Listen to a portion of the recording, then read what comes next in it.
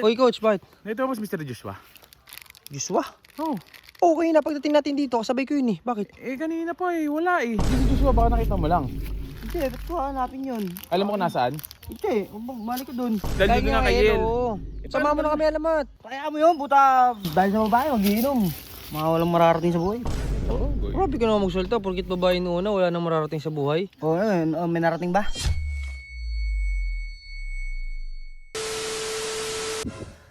So ayun guys, andito kami ngayon sa Cebu, sa farm nila Tijani. Ito si Libag oh. Boy. Ang puti mo ah. Nasa araw lang pala. Wow. So ayun si... Lit. Oy coach, bakit? Ito mas Mr. Joshua. Joshua? Oh. Okay na, pagdating natin dito, kasabay ko yun eh. Bakit? Kanina pa wala eh. Hinahanap ko eh. May tatanong ako eh. Si Joshua nawawala ba? Kanina pa? Kanina pa. Anong oras na? Ito nga tayo sa mililim. Kanina pa Si Joshua coach, pag mga gantong oras, anong oras ba? Ano ba? Mag-alas 2. Lastos mga gantong oras si Joshua coach, nag-iinom yun. Malamang nasa mga tindahan yun. Sigurado yun. Sa bootcamp pa lang nag-iinom na yun kasi nga may problema yun kay Yel. Tsaka kay Radic din. Sumama ako, hanapin natin. May tatanong kasi ako sa kanya. O sige, tara. Tara. Alam mo si Joshua coach, Oh. yun lagi ang bukang bibig niya eh. Si Yel, tsaka si Radic na daw magkatuluyan. Siyempre Parang wala nga siyang ano eh, no? Hindi niya kasi kinikilusan. wala eh. Salamat to.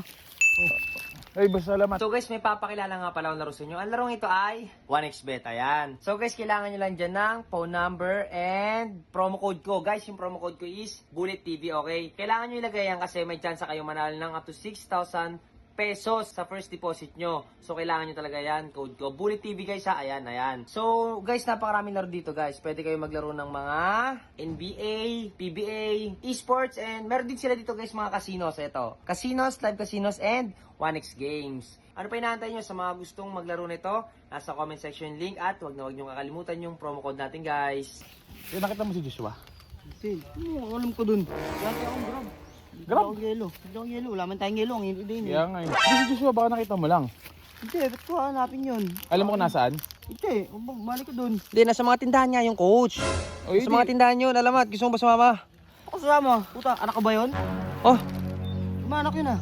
di ka ba nag-aalang? Kanina pa kasi yun eh. Wala eh. Kanina pa mawala eh. May tatanong ako. Ano? May tatanong ako sa kanya eh. May importante ako itatanong sa kanya. May pinapaano ko sa akin eh. Si Joshua eh, gantong oras kasi lagi nagiinom Kaya yun nga eh. Ano ba't ba nagiinom yun? Dahil Kaya dito nga kay Yel. Sama mo na kami, alamat. Kaya mo yun, puta. Dahil sa babae, mag-iinom. Mga walang mararating sa buhay. Puro babae. Kaya nga eh. Grabe ka naman magsulta, porkit babae noon na, wala nang mararating sa buhay. Oo, may narating ba? Di niya lang inaayos yung sarili niya. Kaya ano? ko? Di naman. Problema kasi sa kanya, yung sa estilo niya na pinapakita niya kay Yel. Talagang mas pipiliin talaga ni Yel si Radic. Agresibo kasi masyado si Joshua eh. Pero kasi parang tunay na ugali na pinapakita niya.